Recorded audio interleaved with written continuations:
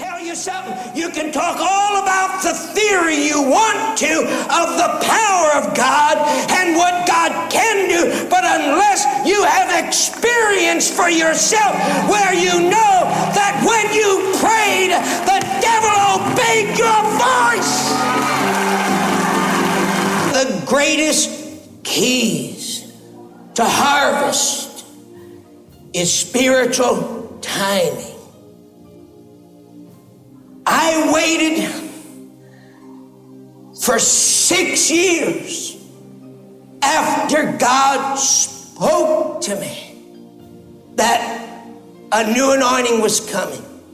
I waited for 6 years before I even began to scratch the surface to understand what God meant when he said a new anointing was coming. His divine healing power was coming to North America. Now, most people probably when they heard that from the Father would have canceled all their overseas meetings and would have just jumped back into crusades and meetings in the United States. I did not. I waited for 6 long years. And then the revelation came to me of this new anointing in the strangest of all places. There was one country in all of my travels, as I would go across the nations of the world, there was one country that I always prayed. I said, God, don't ever send me to this country. I used to fly into this nation as we would go around the world. And my plane would sometimes be stuck in this country for a day. I couldn't get a plane out. I'd be there 24 hours. And I was always spiritually sick. Now, I believe I understand a little bit of what demon power is. I'm not talking about some of the things that we call demon power here in North America. Some of your, like I told you the other night, your toothaches. I've walked into nations and walked into insane asylums where people behind bars who didn't even speak English language would call out my name, Cerrullo!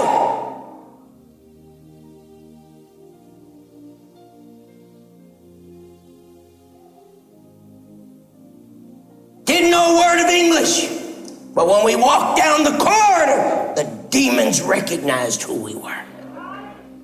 The inevitable happened. The Spirit of God directed me to go. I can't tell you how many, but it was hundreds of invitations down through the years to go to this nation for meetings. And I'd put them on the side. I wouldn't want them.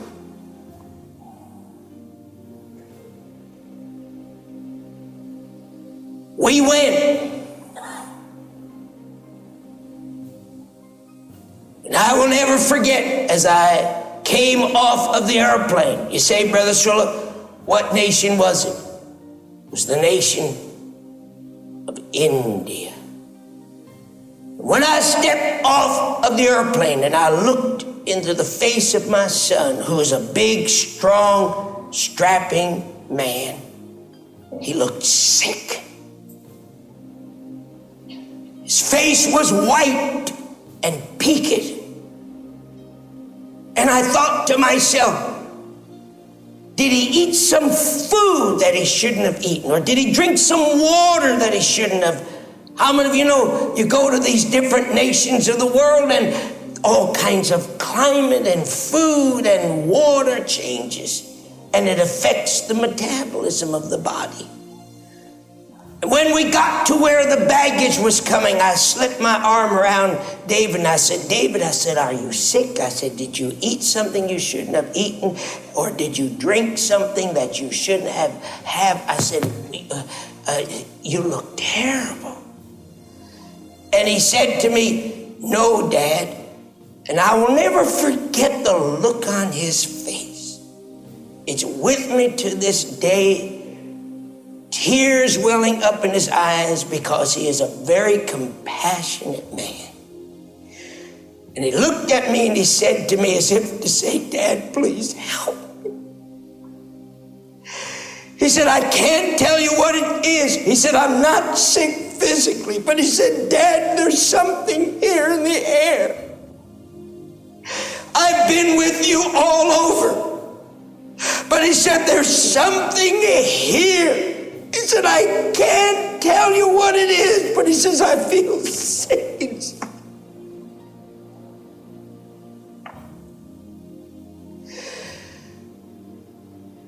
I said to him, don't worry about it. I said, I know what it is. Take me to my room. They took me to my hotel. And I arrived the day before the meeting was to start.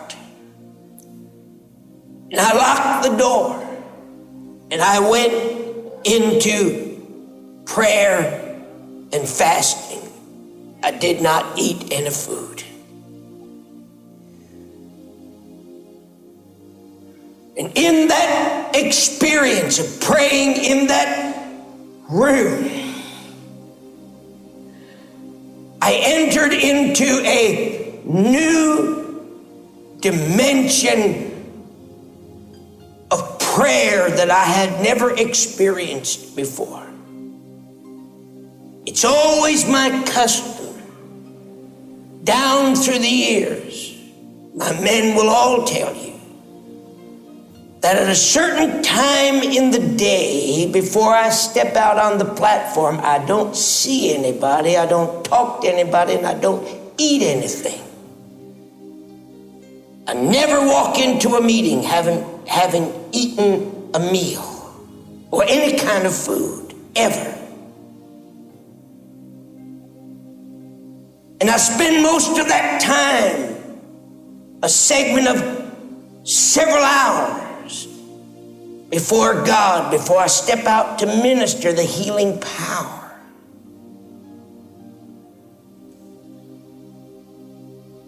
But this was different. I felt my spirit, because this not only went on for hours, but on throughout the night and all throughout the next day. No sleep, but travail. And I felt my body, my spirit, leave my physical body. Now, man lives in two worlds. He lives in a natural world and he lives in a spiritual world.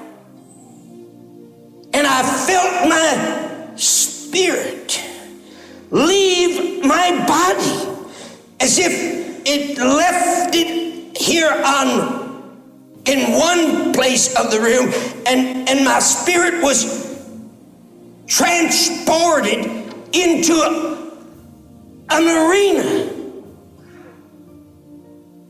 And there my spirit, not my body, began to engage in a battle. I found myself calling out the names of things that were foreign to me, that I did not understand, but were actually the works of the enemy that were controlling the circumstances of that nation. For example, I did not know, and my men are under strict orders not to tell me anything that may be coming against me.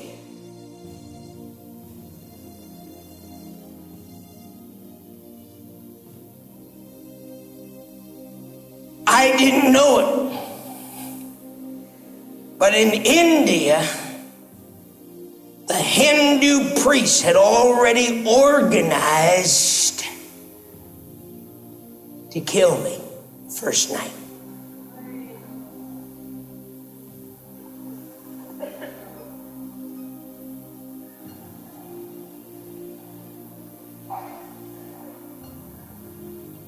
And they had a plan that when my people said a certain thing, they had their priests scattered all over the crowd, that they were going to start to stir up the Hindus and riot them and bring them against the platform and kill us. You know what the little signal was? John, you'll enjoy this. As soon as the first person was to say anything like, tonight we're going to receive the offering, that was their signal. But you know what happened? I didn't know anything. Of course, and my people didn't know anything about the signal. But the Spirit of God came to me in that time of intercessory prayer as my spirit left my body and I began to deal with these things. The Spirit of God spoke to my heart and said, for this entire crusade, don't you dare let one person on that committee get up and take an offering. So you see, they didn't get a chance to give their signal. They were dumbfounded, confused.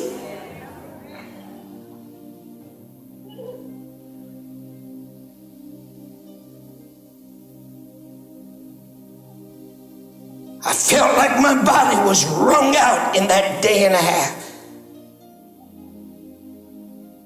Felt like my whole spirit was wrung out.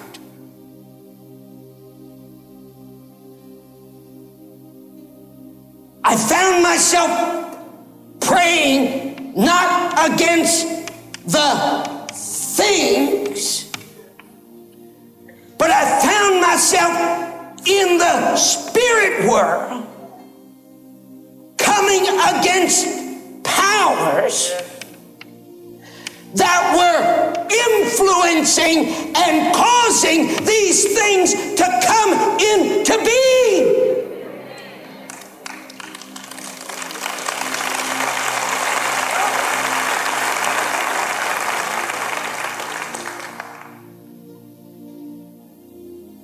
I didn't pray against the Hindu priests because they were nothing. Who are the Hindu priests? Nothing. It was the forces that surrounded the Hindu priests. They were not in control of themselves. Something else was in control of them that caused them to act like they were acting and wanting to come against me and kill me. It wasn't them. It was something else. There was a man that God raised up many years ago. God used him mightily in North America, especially on the East Coast. His name was Charles Finney. Finney was a Congregationalist. He wasn't a Pentecostal that we could look at and say, oh, well, he belonged in the Pentecostal ranks. He was a Congregationalist. He was an attorney, very well known. Was won to Christ, miraculous conversion. It's no trick to teach. A lot of people can teach. But you know why we're not turning out very many people that can cast out devils? You know why we're not turning out very many people that can heal the sick? You know why? Because our people are not under the teachers who have had the experience, whoever did it themselves.